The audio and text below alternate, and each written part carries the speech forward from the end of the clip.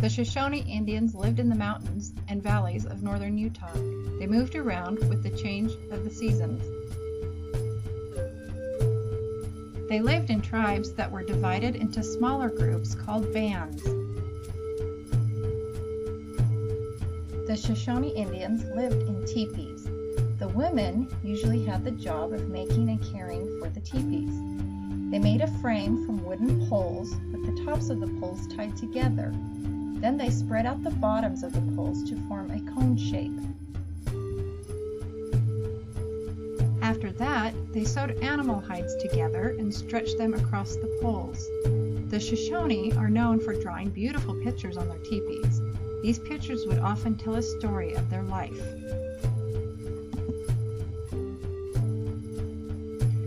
The Shoshone moved from one place to another depending on the season. In the summer, they would live off the land and eat berries, roots, and seeds. But the berries and seeds were sometimes very hard to find, so they would also hunt for small animals to eat, like rabbit. In the fall, they would fish in Utah and Idaho. They would dry the meat on the fish and save it for winter.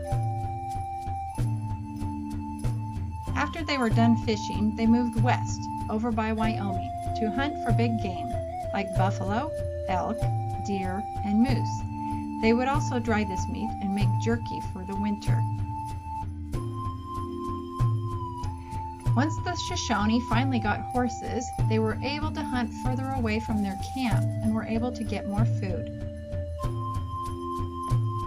The Shoshone used bow and arrows to hunt for big game. They also used spears, nets, and clubs for small animals and for fish.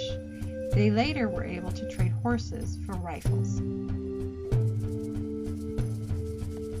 The Shoshone's clothes were made out of deer skin, buffalo skin, rabbit skin, and bird feathers.